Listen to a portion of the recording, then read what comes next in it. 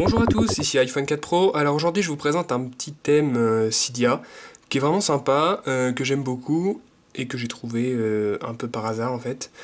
Ce thème il s'appelle InPulse HD. Donc là c'est Retina parce que sur une autre source ils l'ont nommé autrement, mais après on s'en fout. Donc voilà, c'est InPulse HD et ça vous donne, je sais pas s'il y a des screenshots. Bon, il vous dit un peu ce qu'il y a. Bon voilà, on a des screenshots ici, on peut aller voir. De toute façon je l'ai installé, donc vous allez voir quand on va retourner. Vous voyez, ça ressemble un peu à ceci. Et vous voyez les icônes ici, on a des icônes encadrées en blanc. Et ça donne vraiment sympa. Il a changé quelques icônes, comme Safari, iPod, Memo vocaux, Cydia, etc. Il a changé les icônes, donc c'est vraiment très sympa. Donc pour ça, on va aller sur l'écran d'accueil. Vous voyez, on fait installer confirmer.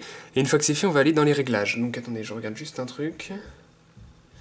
Hop, dans les réglages ici, est-ce qu'il y a il y a un truc sur la B-Box que je voudrais pas vous montrer, vu que c'est personnel, voilà. Donc, on va dans les réglages ici, et puis, on descend ici, et on va aller sur Winterboard. Donc on a InPulse ici, activer le 2x2 layout, ça vous permet en fait quand vous faites un dossier, on va faire un dossier n'importe, on s'en fout, on va mettre ça là-dedans. Hop, on va mettre un dossier avec plusieurs choses. Au lieu de voir tous les dossiers, vous voyez, il vous en met que 4. On peut ajouter encore un 5e. Vous voyez, il vous met ici que 4 icônes dedans. Donc ça donne un style assez sympa, moi j'aime bien, donc je l'ai mis. Voilà. Donc, on va dans Winterboard, qui va s'installer automatiquement. Et puis, on va dans Select Theme. Et là, on coche tout ce qui est InPulse. Tout ce qui est après, c'est un autre thème que j'avais installé et que j'ai pas supprimé, mais c'est pas grave. On coche tout ce qui est InPulse. Donc vous voyez, InPulse Calculator, c'est pour changer la calculette. Lock Screen, c'est etc. Le Notification Center, le téléphone, le Springboard, etc. Donc on coche tout ça et puis on fait un respring. Et puis maintenant, on va regarder les nouveautés. Donc, qu'est-ce que ça change? Vous voyez ici, on a une barre de déverrouillage qui est assez sympa. Bon, le prénom là que j'ai mis, ça rend pas très bien, faudra que je l'enlève. Mais vous voyez, la barre de déverrouillage, c'est juste un petit machin là qu'on fait glisser. Et c'est assez sympa, je trouve. Et là, on arrive sur l'écran d'accueil. Donc, les nouveautés, vous voyez que le message ici a changé un petit peu. Photo, c'est la même image, mais un peu modifiée. YouTube a bien changé, par contre, et je trouve ça vraiment sympa. Je préfère cette icône YouTube que l'ancien. Appareil photo aussi. Plan a changé aussi, c'est à peu près la même chose, mais de graphisme différent. On voit que les réglages ont changé. Cydia, c'est à peu près pareil. BitSMS, par contre, est devenu noir. C'est pas mal. Ensuite, qu'est-ce qu'il y a d'autre qui a changé? Safari a changé, je crois. Où est-il? Alors, vous voyez, Safari ici a changé. L'icône est plutôt sympa. J'aime beaucoup les graphismes par rapport à l'ancien. Twitter aussi, qui a été un petit peu modifié. Facebook aussi, qui a été modifié.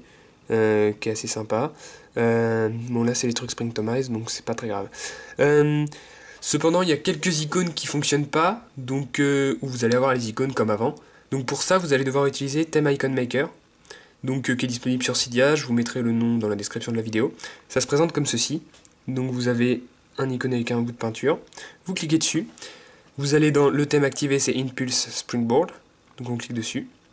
Et là, il va nous proposer tous les icônes qui manquent au thème. Donc là, par exemple, il manque configuration HD. Donc on fait soit ajouter les icônes, soit restaurer les icônes. Donc vous allez avoir un tas d'icônes si vous avez beaucoup d'applications qui ne sont pas compatibles qui s'affichent. Vous faites ajouter les icônes, il vous ajoute l'icône.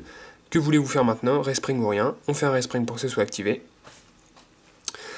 Et puis les icônes vont changer. Donc je l'avais déjà fait parce que je l'utilise depuis hier le thème, mais quand vous allez le faire, vous allez voir qu'il y a des icônes qui ne marchent pas, donc vous téléchargez Theme Icon Maker.